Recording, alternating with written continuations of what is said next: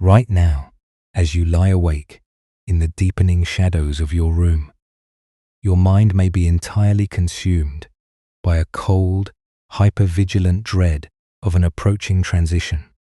Perhaps an unchosen shift in your life is looming on the horizon, or an unmapped path has forced you to step away from a familiar landscape into an environment where everything feels completely hidden.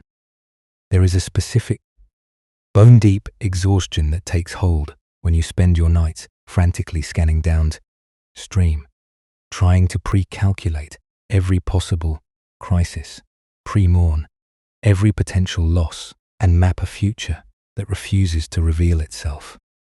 You might feel as though uncertainty is an active, predatory enemy waiting to destroy your stability, causing you to mentally probe the dark over and over, bracing your muscles for a collision that hasn't even happened yet.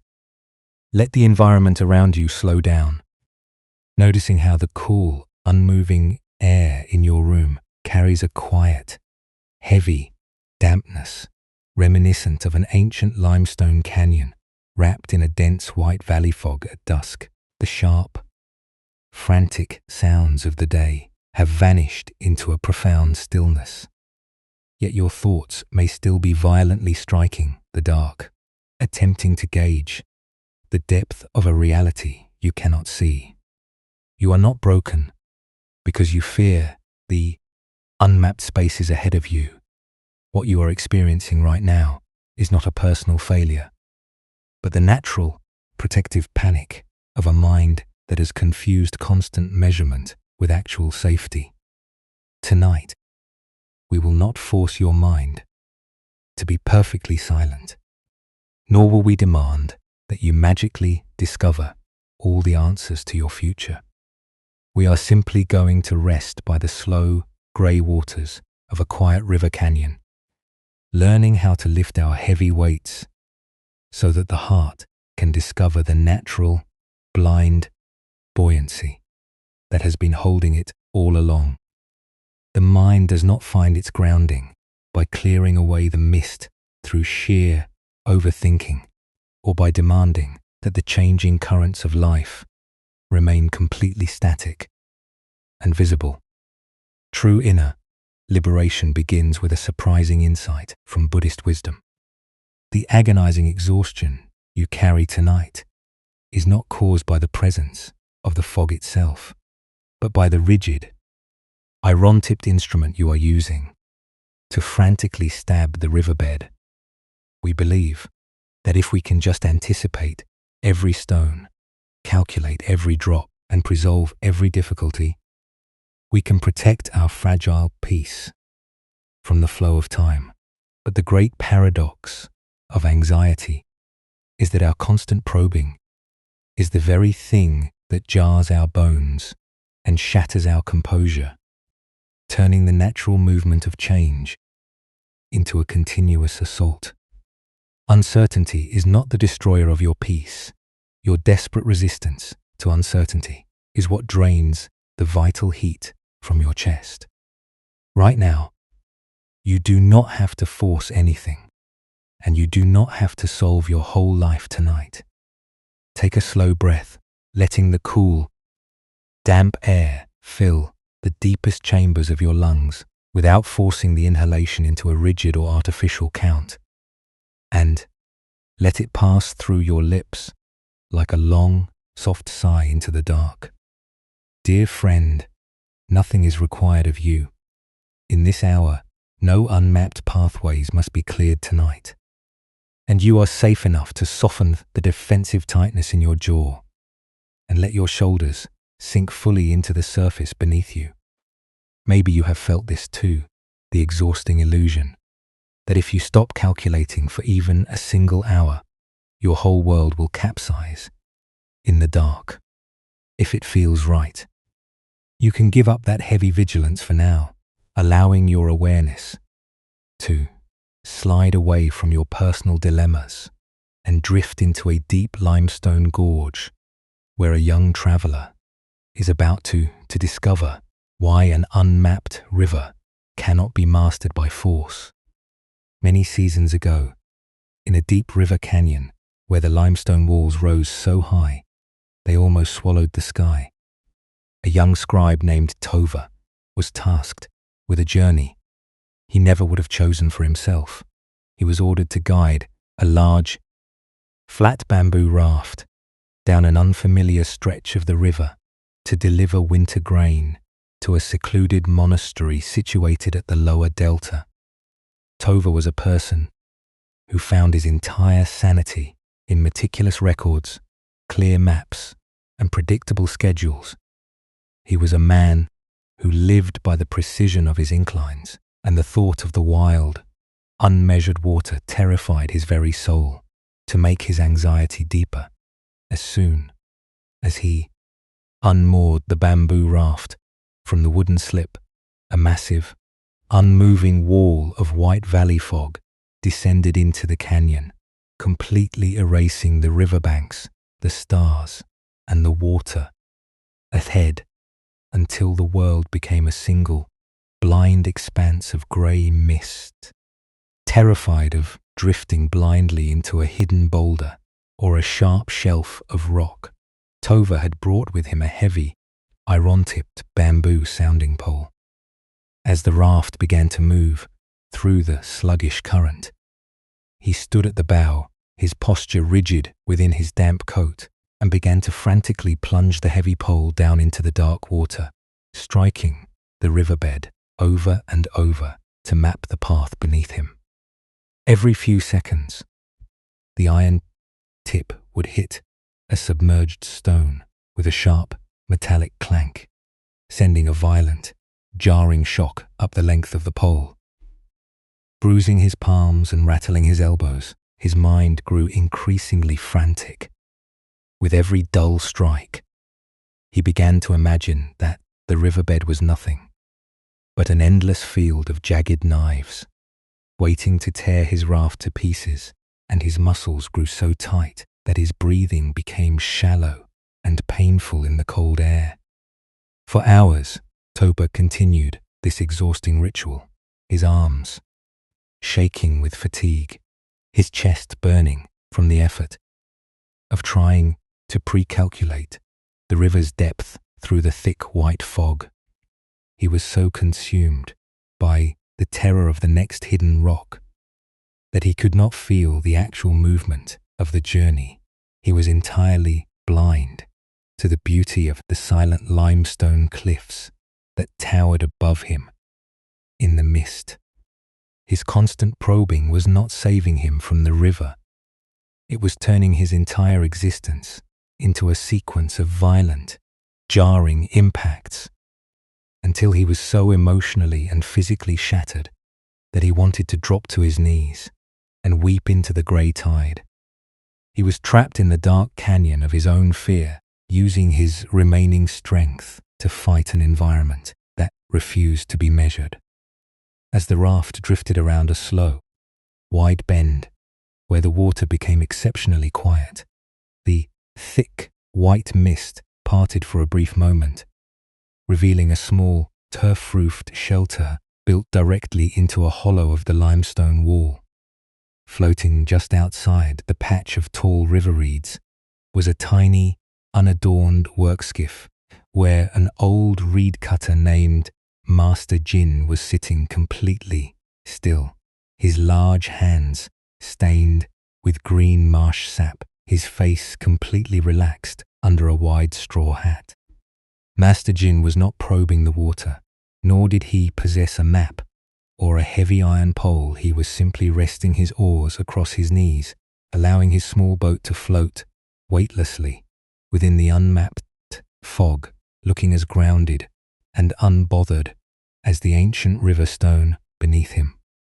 Tova, his voice cracking with panic, called out through the white void, begging the old man for a chart of the rapids ahead or a warning of where the hidden stones lay buried.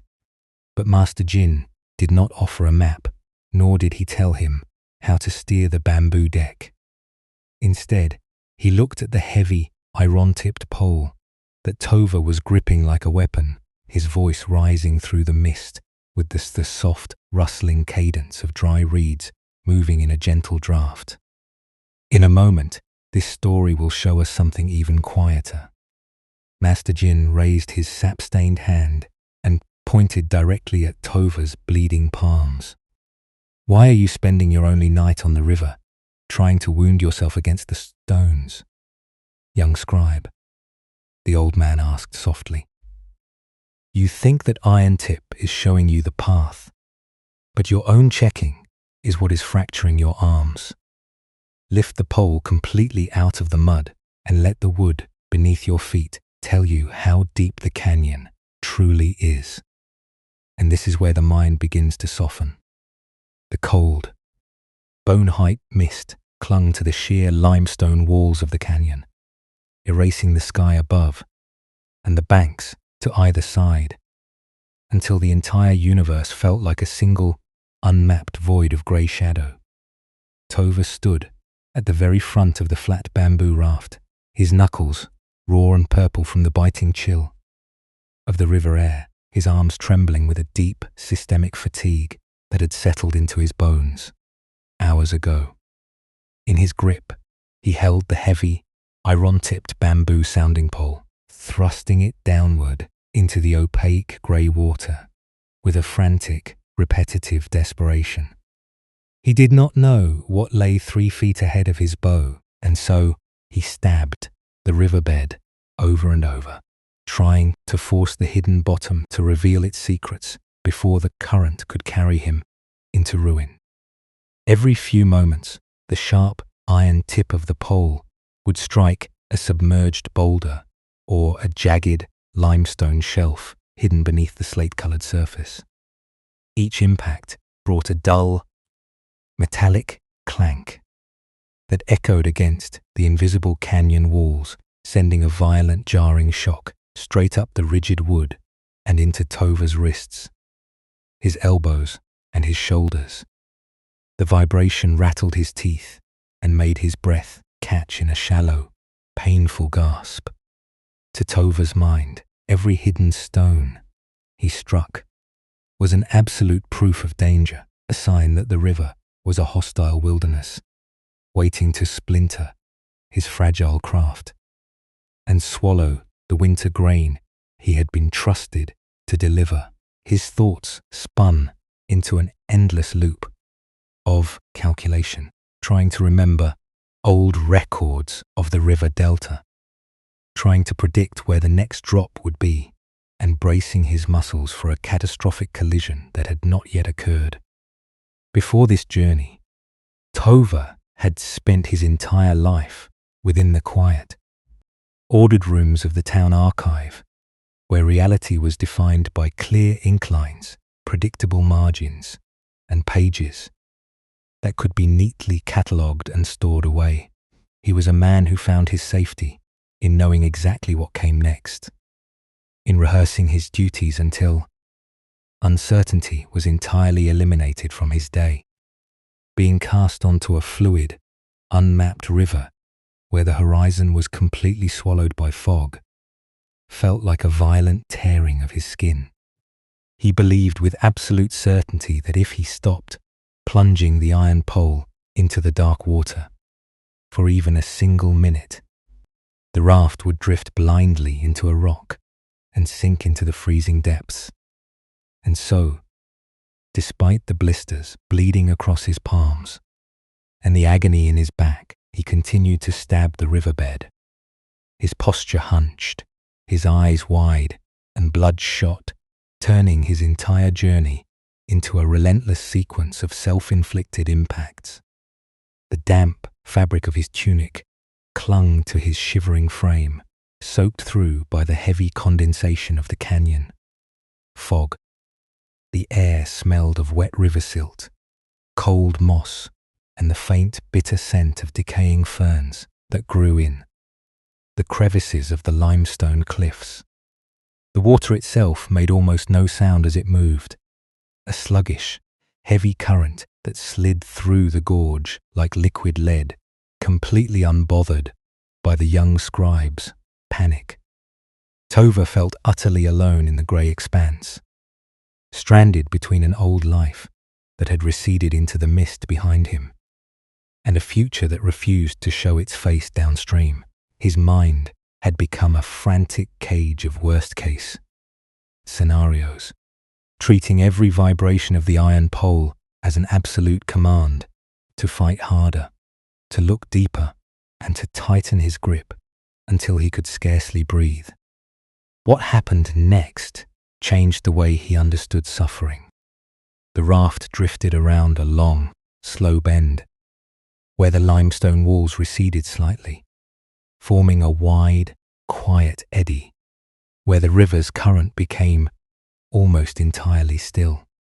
Through the thick, unmoving blanket of white mist, a small shape began to materialize, floating at the edge of a dense patch of tall, yellowed river reeds. It was a tiny, unadorned work skiff, made of dark, weathered wood that looked as old as the canyon itself.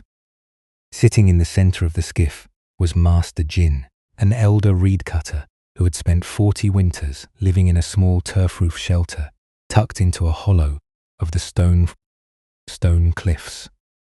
Master Jin's sat with his legs crossed, a wide, frayed straw hat resting low over his brow, his large hands stained a deep, permanent green from the sap of the marsh plants he harvested. Tova noticed immediately that the old man carried no sounding pole, no charts, and no iron instruments. To test the depth of the stream, his 2 oars rested loosely across his knees, their blades dripping slow, rhythmic circles into the slate-colored water. He looked entirely weightless within the fog, floating in the center of the unmapped bay, without a single sign of defensive tightness in his neck or shoulders. To Tova, whose body was screaming with pain from the continuous jarring of the iron pole, the elder's stillness looked like madness, a dangerous, irresponsible surrender to the hidden rocks of the canyon. Spitting a mouthful of cold fog from his lips, Tova called out through the white silence, his voice high and cracked with exhaustion.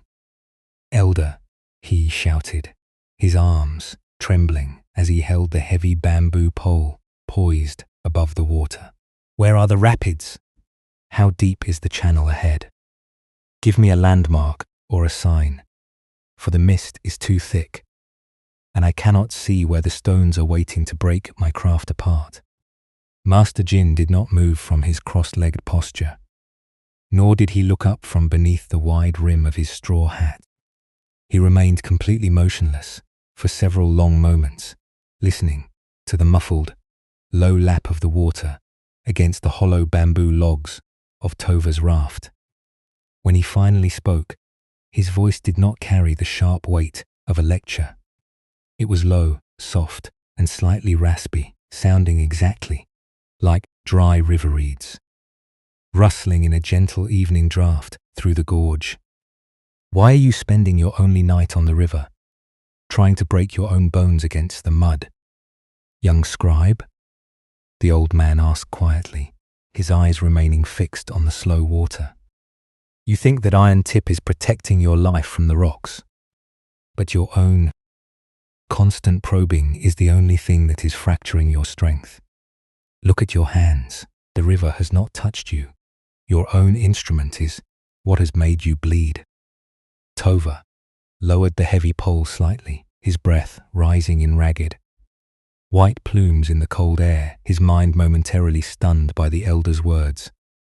He looked down at his palms, seeing the deep, angry blisters and the raw skin where the rigid wood had ground into his flesh with every metallic strike against the riverbed. He wanted to argue, to explain, that without the pole he would be completely defenseless against the dark. But the utter exhaustion in his muscles made the words die in his throat. "Lift the pole completely out of the riverbed." "Tova," Master Jin murmured, his voice fading softly into the white void. Lay the iron across the deck and let the bamboo beneath your feet tell you how deep the canyon truly is. If it feels right, let your own mind pause here for a moment. Standing beside Tova on the wet wood of the raft, feeling the heavy, cold mist on your skin. The young scribe hesitated, his habits of control screaming that to obey the old man was to invite destruction, but his arms could no longer bear the weight of the iron tip. Slowly, with a long, trembling exhalation, Tova lifted the sounding pole entirely out of the water, letting its wet, dark length drop with a dull, hollow clatter onto the bamboo deck at his feet. He stepped back from the bow and stood completely still in the center of the raft, his hands empty, his chest exposed to the unmapped grey fog. An immediate, profound transformation occurred within his body. The violent, jarring shocks that had been rattling his spine for hours ceased instantly. The silence of the canyon rushed back in, deep and vast, filling the space where the metallic clanking of the iron had been ringing. But the truest realization arrived through the soles of his feet. Without the pole constantly pushing against the bottom, Tova could finally feel the actual mechanics of the raft. The thick, hollow bamboo logs did not sink, nor did they veer wildly into the rocks. He felt a gentle, powerful upward pressure, a silent, blind buoyancy, inherent in the deep river water itself. The current was holding him up, lifting the heavy grain and the timber deck without a single ounce of his assistance, carrying him smoothly through the mist with a strength that didn't need to be measured to be real. And this is where the mind begins to soften. The deep stillness that enveloped the canyon river, when Tova dropped his heavy iron-tipped pole, is the exact same quietness that is waiting for you right now, within the private boundaries of your own room. As you lie here in the shadows of the evening, let the image of that flat bamboo raft, floating on the slate-grey water, settle completely into your awareness. This ancient narrative is not telling us to stop feeling our natural human concern for the future, nor is it asking us to become cold, unfeeling statues who drift through a changing life with absolute indifference. Buddhist wisdom never demands that you freeze your heart into an icy wasteland where uncertainty cannot touch you. It is not an instruction to erase your practical responsibilities or to pretend that an approaching transition does not cause a real, piercing vulnerability within your bones. Instead, it is revealing an inner baseline that is infinitely quieter, an emotional sanctuary that alters how we hold our fear. It is showing us that the exhausting, hypervigilant dread you are carrying tonight does not actually reside inside the simple presence of the future's fog. The true suffering lives in the specific, heavy instrument the mind has chosen to construct to aggressively measure that space. Think of your own life and the unmapped environments you have been frantically probing in the dark before you found the steady cadence of this voice. When we face an approaching shift and ending path, a shifting career, an unpredictable family dynamic, or an aging body, that transition is merely a fluid current moving through time. It is a river canyon wrapped in white mist, yet we stand at the bow of our nights, and we use our thoughts like a heavy, iron-tipped pole, continuously stabbing the darkness, searching for hidden obstacles, and mistaking every small vibration for an impending catastrophe. One of the great insights of the Buddha was that our deepest torment does not grow from the unchosen movements that life delivers to our shore, but from the frantic, self-inflicted habits we use to defend our fragile peace. In the foundational path of this wisdom, we discover that the heart is frequently subjected to two entirely separate injuries. The first pain is what life brings: the actual presence of the mist, the real limitation of our sight, the undeniable fact that we cannot see the riverbed 3 miles downstream.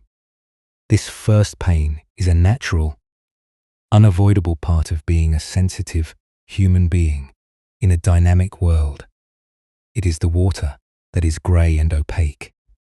We cannot force the future to reveal its design ahead of schedule, nor can we demand that life provide us with an endless sequence of transparent maps. But the second pain is entirely self-made. The second pain is our decision to stand on the deck and drive the iron pole into the mud over and over, jarring our own spine, bruising our hands, and exhausting our spirits in a desperate effort to presolve what cannot yet be known. The first condition is simply the reality of change. The second habit turns that change into a continuous trauma. When we translate these ancient reflections into our modern emotional reality, we can begin to see what attachment and craving truly look like when they operate inside our overthinking. Attachment is not a gentle expression of dedication or responsibility. It is the rigid, unyielding posture of the mind that states, "I must know exactly what lies downstream, or my body is not permitted to relax its shoulders tonight." It is a desperate craving to possess an absolute guarantee against the vulnerability of the unknown, a frantic demand that the flowing river of time must stop moving until we have calculated every drop. When we crave control over an environment that is inherently fluid, we behave exactly like Tova, trying to master a deep limestone gorge through sheer muscular force. The more aggressively we plunge our thoughts into the future, the more violently we shock our own nervous system, leaving our hearts bruised by the very defense we created to keep ourselves safe. True, letting go does not mean you abandon your journey, or that you throw away your responsibilities as if they never mattered, or that you pass through your days with a hollow, careless numbness. Letting go is simply the somatic realization that your true safety is not found in the rigid pole that strikes the bottom, but in the inherent, blind buoyancy of the raft beneath your feet. In the deeper current of Buddhist psychology, the illusion that your security depends entirely on your ability to measure every threat is the core generator of all your panic. We spend our lives believing that if we stop probing the dark for even a single hour, we will instantly crash and sink into the depths. But when you look at the bamboo deck floating in the canyon pool, you see that when the frantic grip of control releases its hold, the raft does not sink, it balances. The deep water naturally holds the weight of your life, without requiring your permission or your endless calculation. Mindfulness is the quiet capacity to stand at the bow of your own mind and notice the white fog without instantly reaching for the iron pole to fight it. Impermanence is the gentle reminder that no transition stays fixed as a crisis unless we spend our nighttime energy building a prison of worst-case scenarios to contain it. Awareness is the wide, undisturbed space that can perceive the heavy presence of dread without choosing to become the dread. Right now, in the safety of this dark room, your awareness is infinitely larger than the specific patterns of anticipatory anxiety that have been pacing through your thoughts. You are fully capable of witnessing the cold contraction in your throat, the tightness in your chest, and the terrifying blur of tomorrow, without allowing those passing shadows to dictate the depth of your current breath. A thought of impending failure. In the dark, But if you do not provide a rigid wall of resistance for it to strike against, it has nowhere to jar you. It passes through the open space of your attention, leaving your true being completely untouched. Slowly, the teaching becomes personal. When we meet our fear of uncertainty with the warmth of genuine compassion, we stop treating our anxious thoughts as an absolute proof of our weakness or insufficiency. We can look at our habit of hypervigilant, checking and later-night calculation not as a defect in our character, but as the tired, deeply human attempt of a vulnerable soul trying to find a moment of footing in a world that feels unmapped and vast. We can look at our empty spaces with a soft, forgiving tenderness, recognizing that the raft only floats because it has ceased to push against the riverbed.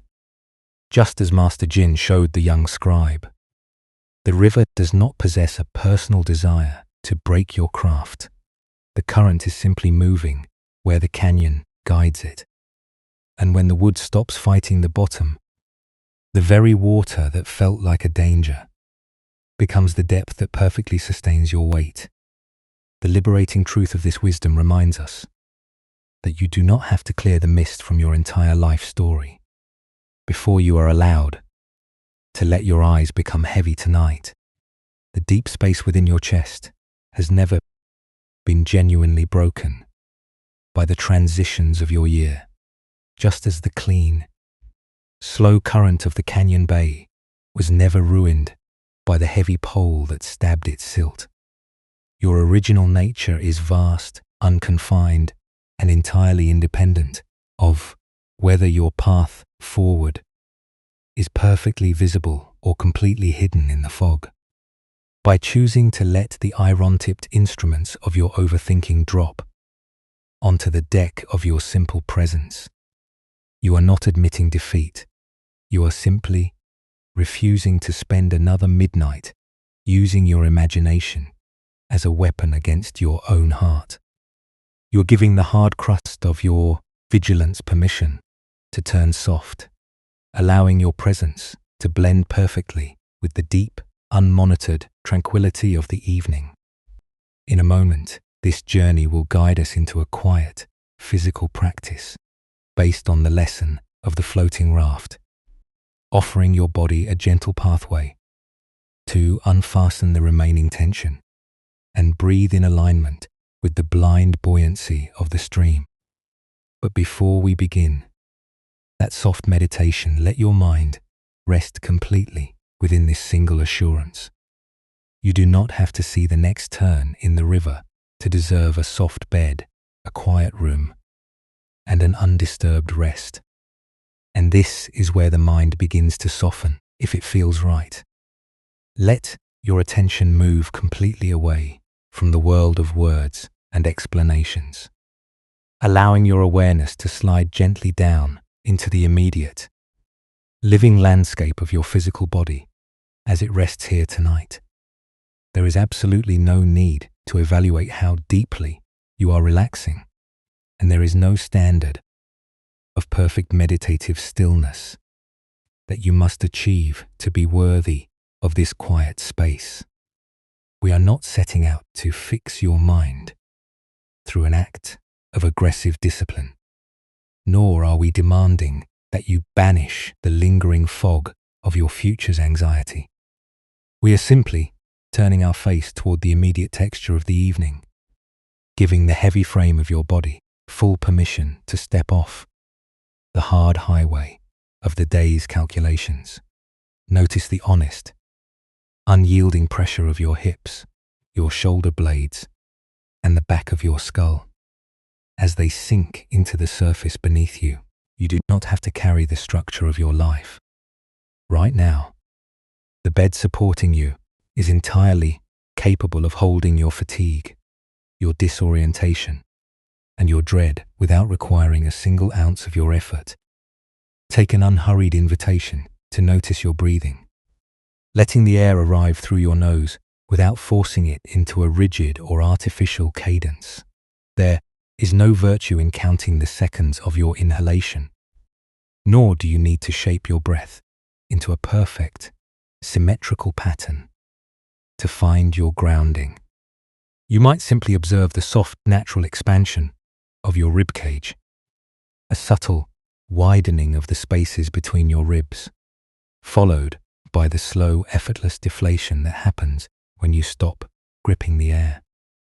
With each quiet exhalation, you might imagine that the outer boundary of your chest is becoming just a little less rigid, like weathered bamboo that has been returned to the gentle wash of a calm river pool, allowing its tight grain to loosen its hold on the cold night air. As you lie here in the shadows of your room, you might become aware of one specific thought, one persistent image of an approaching change, or one heavy calculation about tomorrow that has been pacing the floor of your mind tonight.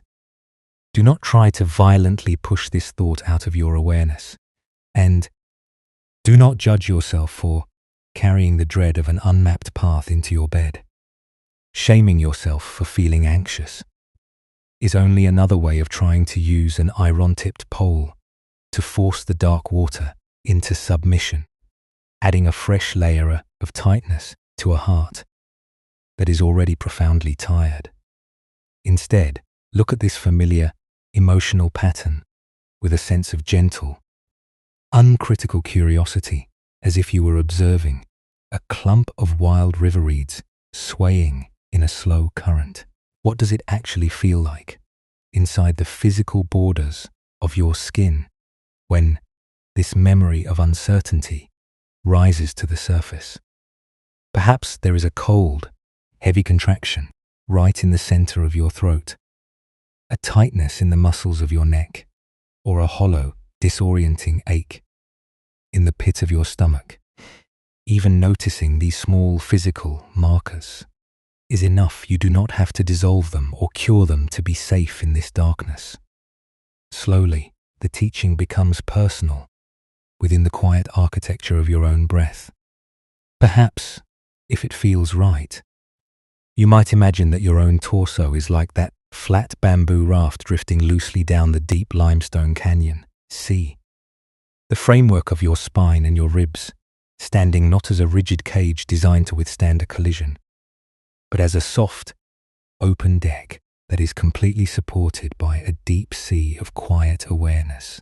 For hours, or perhaps for many months, your thoughts have been plunging a heavy sounding pole down into the dark water, trying to force the hidden bottom to reveal its shape through endless loops of calculation and worry.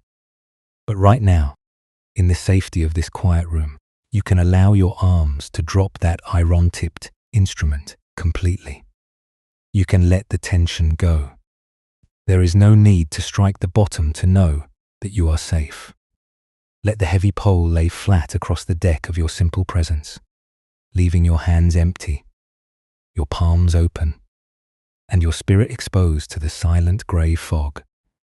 Imagine placing that heavy, persistent worry about your future directly into the wooden grain of the sounding pole that rests at your feet. You are applying absolutely no pressure to this calculation. Your attention is merely a soft, warm mist moving around it, watching how the water interacts with the space beneath your feet. When the cold tide of your uncertainty moves through your awareness tonight, do not try to measure its depth, and do not try to brace your muscles against its movement.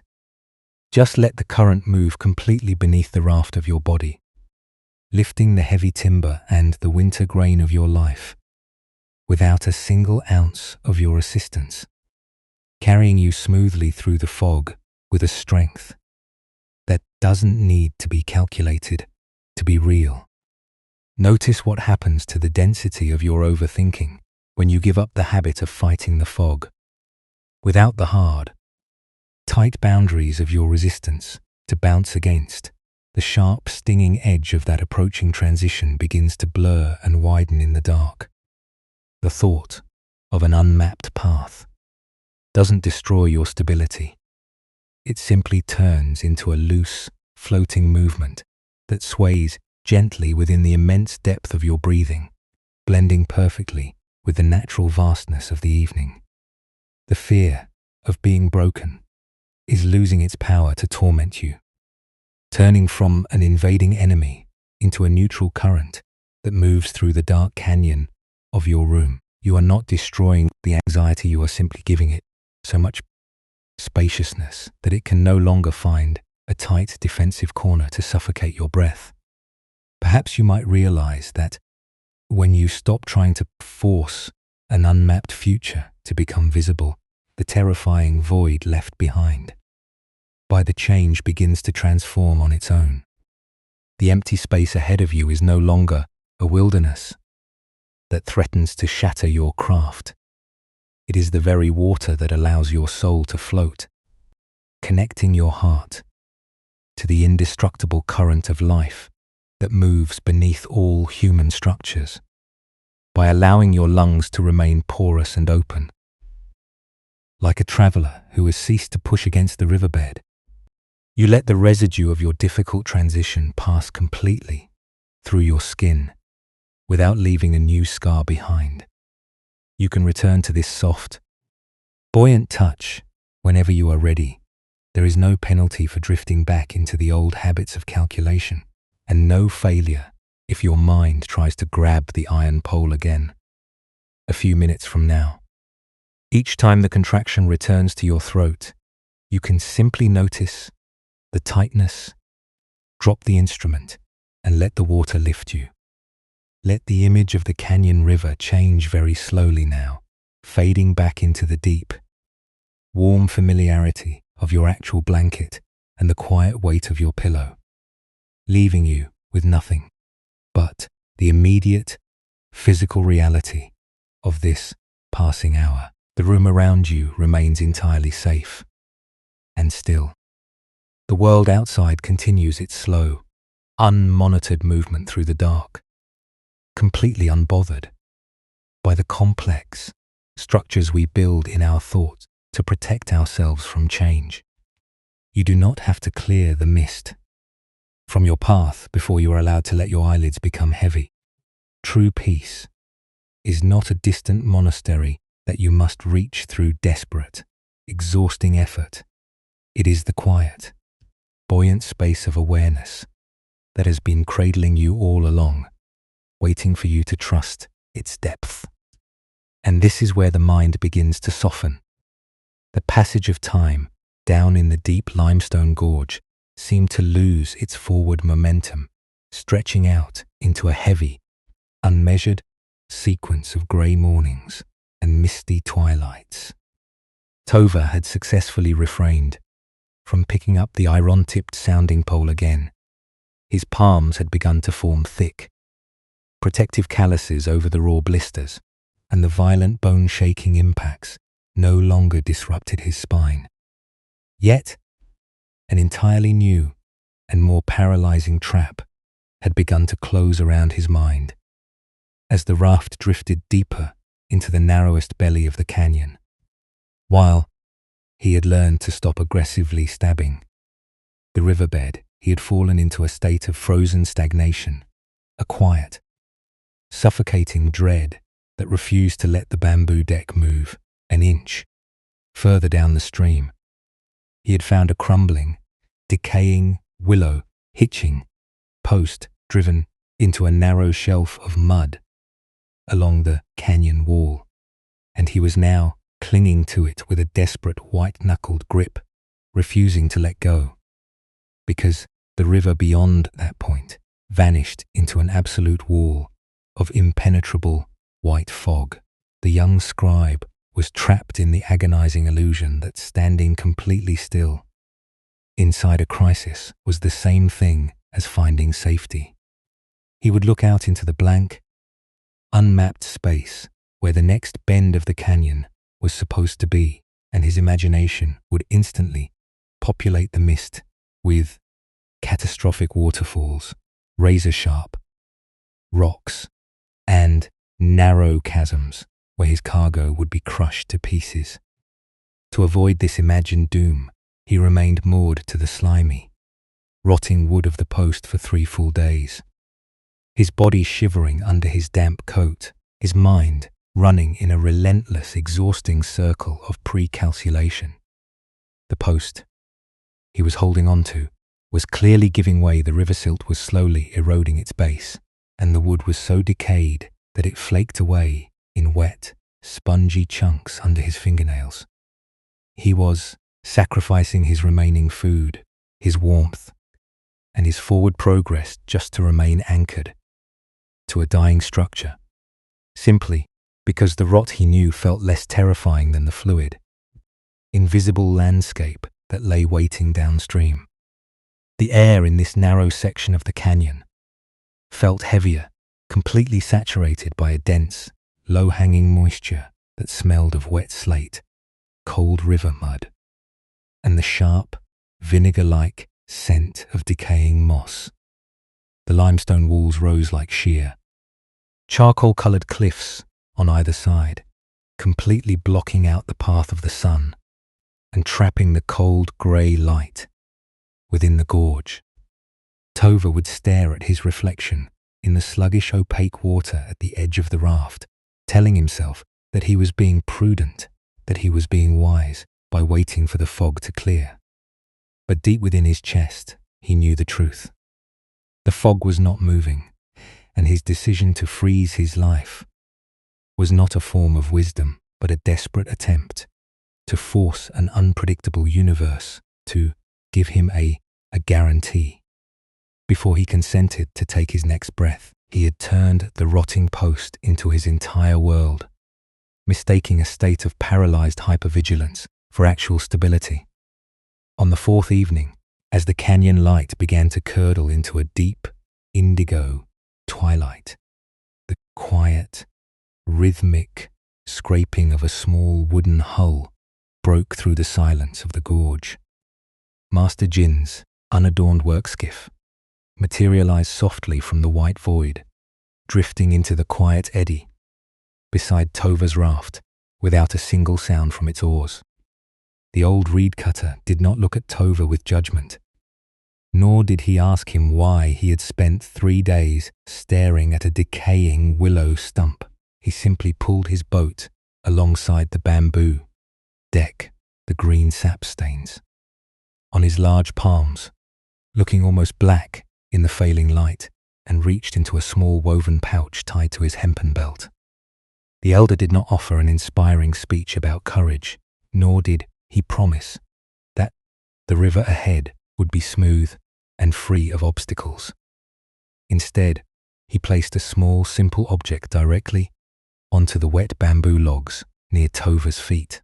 It was a square river-weight tile, hand-molded from raw, unbaked grey clay, its surface completely dry and stamped with a single, rough spiral mark in the centre. The tile was rigid, stiff, and brittle, its edges sharp from being sun-dried on the riverbank upstream. Beside it, Master Jin laid nothing but a small piece of dry linen cloth. What happened next changed the way he understood suffering. Master Jin sat back in his skiff, his frayed straw hat tilted slightly backward, his voice rising through the damp air with that familiar, slow rustle of dry marsh grass. "You have stopped fighting the bottom with your iron pole." "Tova," the old man remarked softly, his eyes tracing the line of the young man's tense shoulders. "That is a good beginning.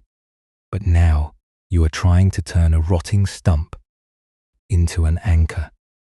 You think that by freezing your raft here, you are keeping your life from changing. But look at what the river is already doing to the wood you are holding. The post is dying, and your hands are turning to stone, trying to save a ghost." Tova looked down at his fingers, which were stiff and blue from gripping the slimy, flaking willow post for 70 hours. "My map ends at this bend, Elder," Tova whispered, his voice trembling with a mixture of cold and deep emotional exhaustion. If I let go of this wood, I am entering a space where I have no lines to guide me. I am terrified that if I drift into that white wall, I will not know how to be a scribe anymore. I will lose everything I have built. The old reed cutter reached out and touched the unbaked clay tile with his foot. This clay was dug from the very same mudbank where your raft is moored, tova. When it sits out in the sun, it tries to be a hard stone. It holds its shape perfectly, and it resists the air, but watch what happens to it when it stays out in the canyon mist. Tova leaned forward slightly, his eyes fixed on the small square of unbaked earth resting on his deck. In the profound silence of the evening, the heavy condensation of the canyon fog began to settle over the clay tile. Because the clay had never been passed through a kiln fire, it possessed no permanent, rigid armor against the moisture of its environment. Slowly, deliberately, the dry, grey surface began to darken, absorbing the fine, floating particles of the river mist. The sharp, brittle edges of the tile began to round out, losing their defensive stiffness as the water molecules penetrated the core of the clay. Over the course of an hour, as the twilight deepened into a quiet, starless night, the tile did not shatter or break under the weight of the moisture. Instead, it underwent a subtle, beautiful transformation. The rigid square form began to relax, softening until it became completely malleable and fluid. Without any external force pressing down upon it, the clay slowly began to spread flat, naturally adapting its shape to the uneven, circular contours of the bamboo logs beneath it. It filled the narrow grooves between the timbers, melting into the natural gaps of the deck, matching the exact posture of the raft until it was no longer a separate, hard object, fighting the wood. It had become entirely one with the platform that was carrying it, perfectly supported because it had given up its demand to stay rigid. Master Jin watched the clay settle into the bamboo seams, a faint, lined smile appearing around his eyes. The river does not ask you to be a stone monument, young scribe, the old man said, his voice falling like a warm draft through the cold fog. The stone breaks when the current is too strong. True safety is like this raw earth. When the landscape changes around you, you do not need to fight the shift by tightening your grip on a rotting past. You simply let the moisture of the hour soften your edges until you can take the shape of whatever reality is holding you up. You do not need to see the next mile to flow with it. Slowly, the teaching becomes personal. Tova stood for a long time, looking from the soft, adapted clay at his feet to the wet willow post in his hand. He realized that for his entire life, his fear of uncertainty had forced him to act like a baked tile, trying to maintain a rigid, unyielding identity regardless of how the currents shifted around him. His suffering was not caused by the presence of the unmapped fog, but by his own desperate effort to remain a stiff, unchanging scribe. In a universe that was inherently fluid, he took a single, deep, unhurried breath, letting the damp river air expand his chest, and then, with a slow opening of his fingers, he let go of the rotting post. The bamboo raft shuddered slightly as it was released from its bondage, its logs groaning softly as the sluggish, grey current caught the hull once more. Tova did not grab the oar in panic, nor did he reach down for his old sounding pole. He simply stood in the very center of the deck, his feet grounded, his knees slightly bent, allowing his weight to match the gentle blind tilt of the floating timber. The raft slid forward into the white wall of the fog vanishing completely from the sight of the reed cutter's hut. Tova could see absolutely nothing ahead of him. Yet the terrifying panic did not return to his throat. He felt the upward pressure of the deep river lifting his frame. And like the softened clay beneath his boots, he allowed his heart to take the shape of the unknown, trusting the unmapped water to carry him through the dark. And this is where the mind begins to soften. The invisible movement of that bamboo raft into the dense, bone-white canyon fog is the very same movement your life is making right now, even as you lie completely still in the dark. As you listen to the quiet space between these words, let your awareness settle deeply into the immediate physical reality of your own body, noticing the slow, unforced expansion of your lungs against the darkness. The world outside your window is constantly shifting its contours, and your personal history may contain chapters where the map was suddenly torn from your hands. We cannot always reach backward into the past to prevent the mist from descending over our path, nor can we demand that the future show us its layout before we consent to move forward. But we can look directly into the deep, hidden mechanisms of our own overthinking, and we can choose to change our entire relationship with the unmapped spaces ahead. Have you ever wondered why the mind feels such a compulsive, late-night urge to turn its uncertainty into a permanent state of crisis? Why do we lie awake, trying to pre-calculate every potential disaster, pre-mourn every possible loss, and turn our fear of the unknown into a solid identity of unworthiness? We do this because the human ego operates under a profound, universal misunderstanding. It confuses the rigid stiffness of resistance with actual safety. When an unchosen transition approaches your shoreline, a role that ends, a relationship that changes its shape, or a season of stability that fades away, a raw, hollow vulnerability opens up right in the center of your chest. The mind, terrified of being caught unprotected by life, immediately sets to work. It behaves exactly like a block of clay, trying to bake itself hard in the sun, tightening its outer walls, rehearsing worst-case scenarios, and replaying old mistakes to build a fortress against the current. We believe that if we can just worry intensely enough, we can somehow force the invisible riverbed downstream to conform to our expectations. We treat our overthinking not as a symptom of our fear, but as a necessary shield, convincing ourselves that constant anxiety is the only thing keeping our world from collapsing. But when we look closely at this internal landscape, through simple Buddhist insight, we discover that this frantic calculations is precisely what shatters our peace. One of the most liberating realizations of this path is the understanding that your suffering is never caused by the simple presence of the unknown. There is a vast, vital difference between the first pain that life naturally brings to your door and the second pain that your own thoughts choose to fasten onto that experience.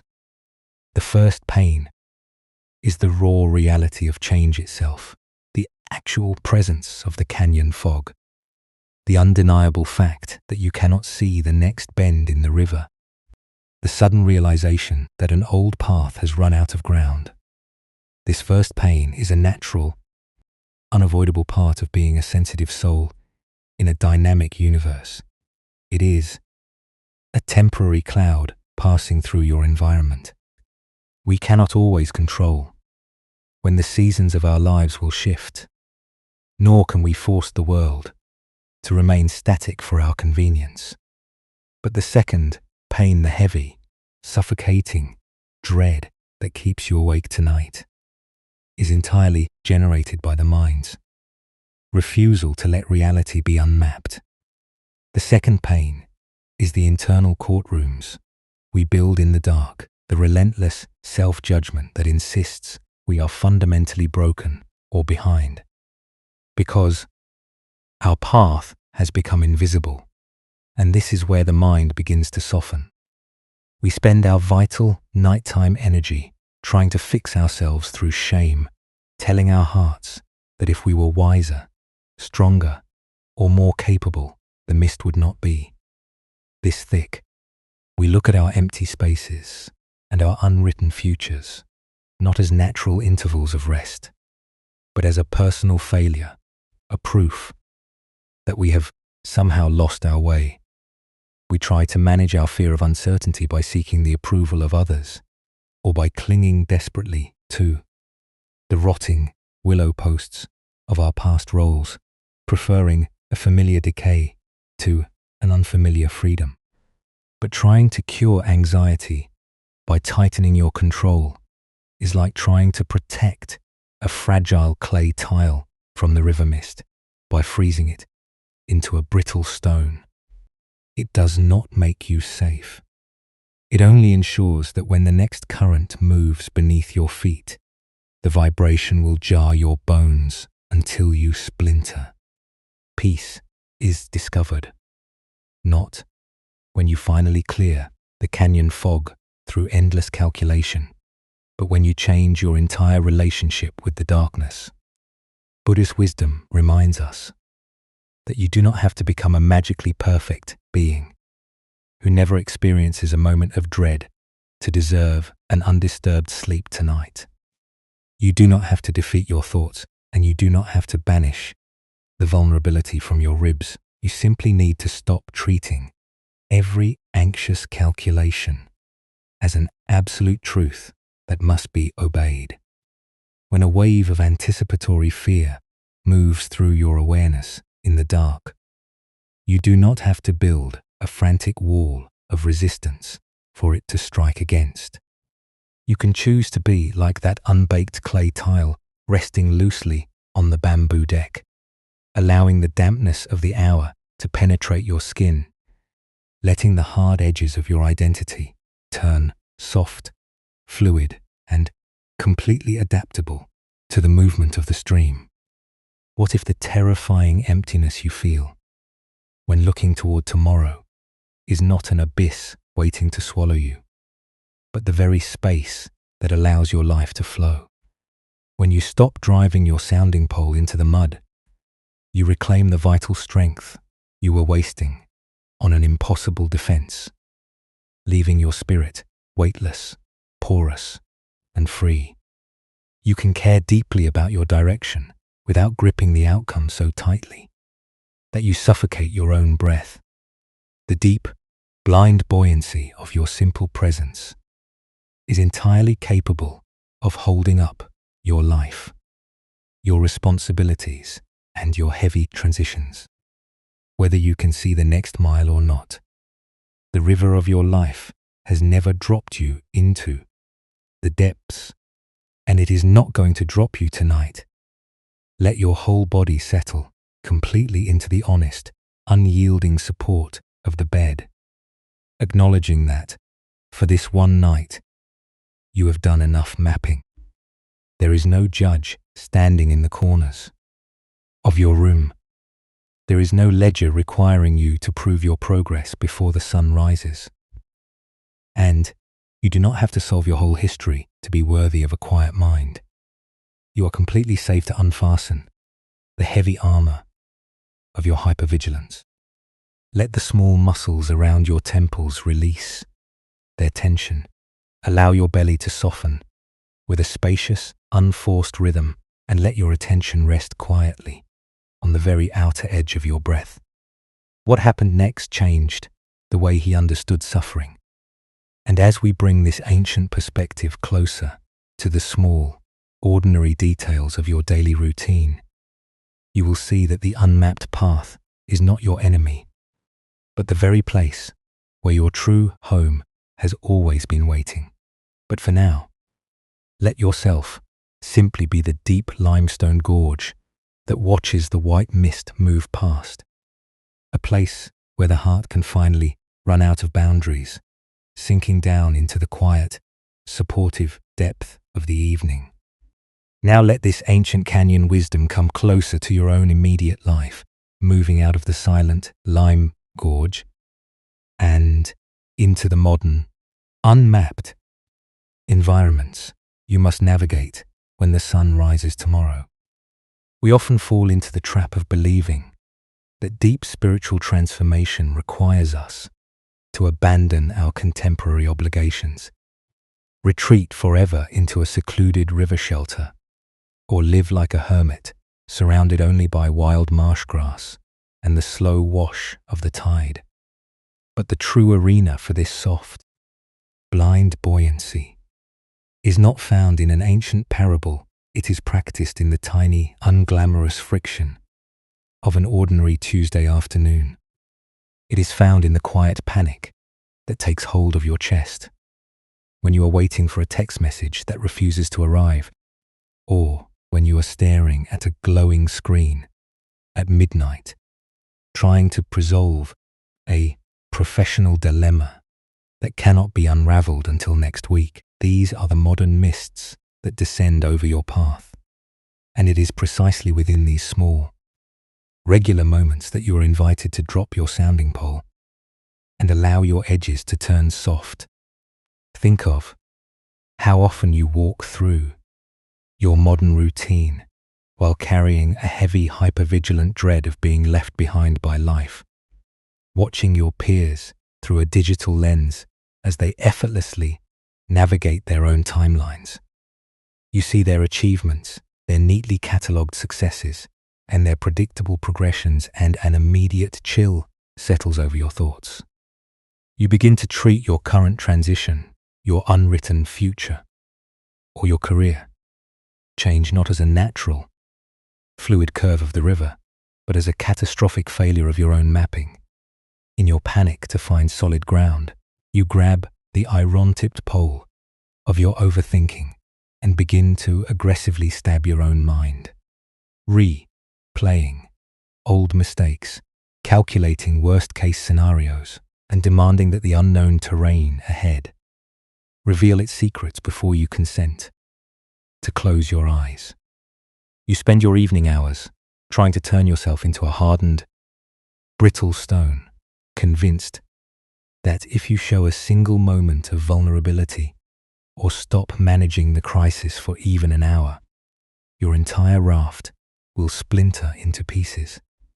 Maybe you have spent many days pretending to be completely whole, wearing a polite, practiced smile, while walking through crowded spaces or sitting in demanding meetings, while right beneath your ribs, an exhausting ache of insufficiency is making every breath feel shallow. You might feel profoundly tired from the constant performance of competence, exhausted from trying to convince the world and yourself that you know exactly what lies around the next bend of the canyon. When you sit in your room and check your phone for reassurance, hoping a notification or a specific message will clear away the fog of your uncertainty, you are behaving exactly like a traveler trying to anchor a heavy timber deck to a rotting willow stump. You are seeking a temporary, external guarantee to protect you from the reality of change, clinging to a decaying sense of control because the fluid freedom downstream feels too vast to trust. But look at your modern life with a soft, forgiving tenderness, realizing that peace is never achieved by successfully forcing the unmapped future to become visible ahead of schedule. A breath taken before you unlock your screen, or a conscious pause before you answer an aggressive email, is a profound form of spiritual wisdom. It is a quiet choice to let the raw, unbaked clay of your heart meet the moisture of the hour exactly as it is, stopping the ancient painful habit of treating every anxious thought as an absolute truth. Not every fearful calculation in your mind deserves your obedience, and not every heavy sensation in your throat is an ultimate command that you must follow into a labyrinth of panic. You are fully permitted to care deeply about your work, your stability, and your relationships without gripping their outcomes so tightly that you crush the vital space inside your lungs. Consider how often you want to rest but feel an immediate, biting layer of guilt for taking a pause, telling yourself that because your life plan is currently unfinished, you have not yet earned the right to relax your posture. We have been conditioned to believe that we must remain rigid, unyielding, and continuously productive to remain safe in a changing world, treating our sensitivity like a flaw that must be chiseled away through self-punishment. But Buddhist wisdom reminds us that you can rest without earning it. You can let go of the need to be a perfectly intact, static monument without disappearing into the dark, by choosing to let the unbaked earth of your presence soften under the mist of this passing hour. You allow yourself to take the shape of whatever reality is holding you up, discovering that the deep current beneath you is entirely capable of carrying your weight. When you stop fighting the riverbed, you can be deeply disciplined in your daily duties without using hatred as the fuel to move your oars forward.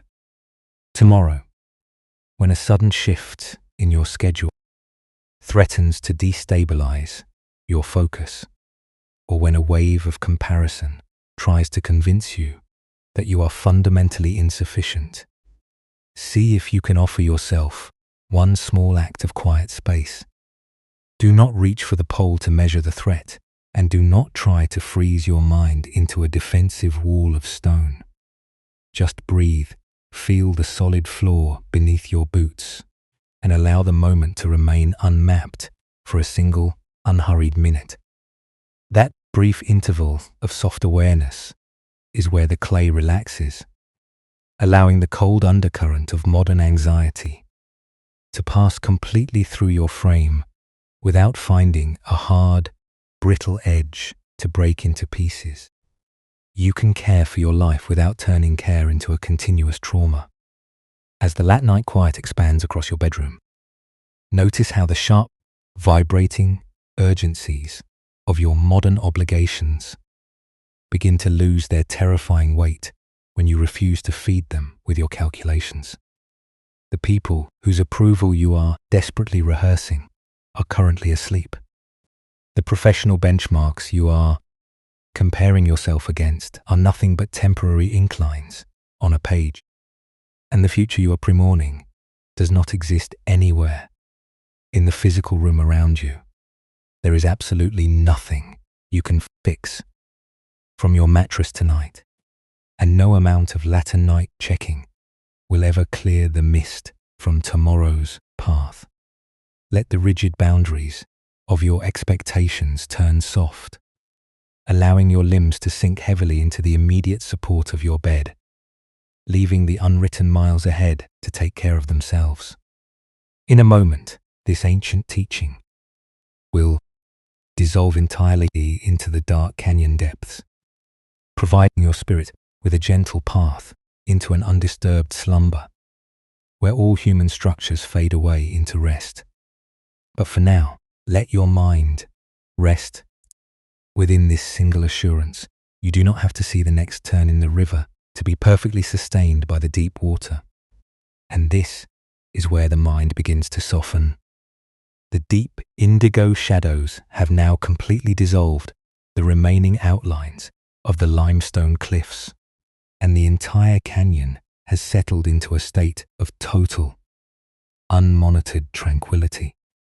The White Valley fog has dropped so low that it rests directly upon the surface of the sluggish grey river, wrapping the water, the tall reeds, and the flat bamboo raft in a single, seamless blanket of absolute quiet. There are no more turns to calculate tonight, no more hidden shelves of rock to anticipate, and no more margins to measure along the dark shore. The active hours of examining your fears, recognizing your patterns of hypervigilance, and practicing the soft art of inner surrender have fully achieved their purpose. The words themselves are beginning to lose their density, melting away like particles of soft clay into the deep current, leaving behind only an immense, wordless resonance that is cradling your entire physical frame. Feel how beautifully, honestly heavy your limbs have become as you allow your body to drop completely into the embrace of the surface beneath you.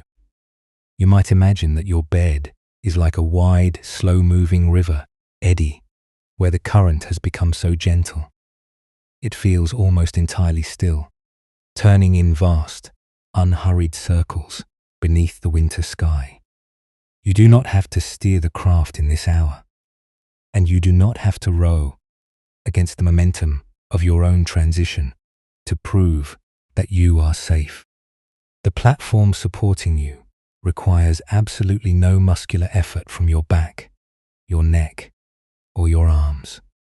It carries your fatigue, your uncertainty, and your unwritten history with a silent, unconditional strength that has never required you to be perfect to hold you up. You can let the heavy timber of your skeletal frame drop its guard completely, allowing your weight to sink down into the deep loam of the evening. The iron-tipped sounding pole of your overthinking is completely cold, still, and unmoving at your feet, its long wood no longer vibrating with the anxious shocks of your daily calculations. You have laid down the instrument of your constant checking, and your raw palms are finally permitted to soften. Your fingers curling gently inward as they release their frantic grip on the future. The small square of unbaked clay within your chest has fully absorbed the heavy moisture of the night, losing its sharp, defensive corners, melting completely into the natural grain of your simple presence.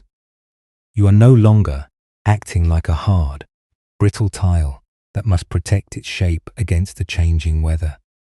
You have become soft, fluid, and entirely undivided from the platform that is floating through the dark canyon.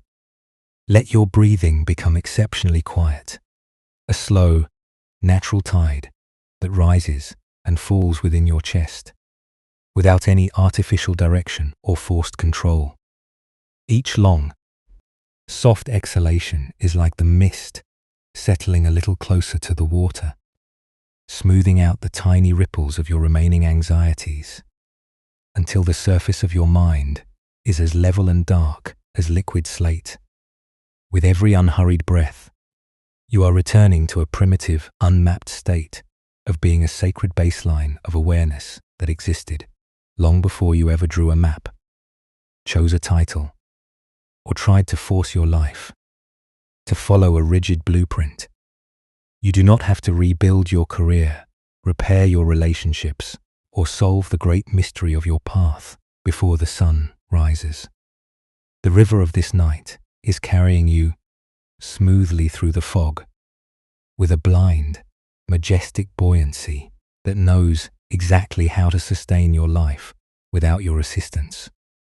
Allow your eyelids to feel intensely heavy, as if the dense valley fog has settled softly over your brow, sealing out the visual demands of the world and turning your attention entirely inward toward the dark, warm sanctuary of your heart. The courtrooms of your self-judgment have all been cleared for the night. The comparisons that drained your vital heat during the day have vanished into the white void, and the fear of being not enough has lost its hard, restrictive surface. There are no critics hiding in the shadows of this quiet room, and no ledger is waiting to audit how well you navigated your transition today. You can give up the exhausting performance of pretending to be okay, allowing your vulnerability to exist as a natural, beautiful space that needs no protection. Let yourself drift deeper into the slow, reedy marshlands of sleep, where the distinction between the traveler, the bamboo raft, and the deep river current begins to dissolve entirely into the evening. You have done enough probing, you have done enough anchored waiting, and you have allowed the hard crust of your vigilance to melt back into the raw earth. The universe is fully capable of turning through the dark hours without your supervision, and your future is perfectly safe, resting in the invisible depths downstream. You are permitted to sleep without a map. You are permitted to rest without an answer. Let your awareness sink down into the heavy, welcoming silence of the deep water, returning home to the quiet temple that has been breathing beneath your thoughts all along. What if the invisible path you were so terrified of navigating was never a distant valley to be reached, but was always the very current that is carrying you to sleep in this single, unhurried moment?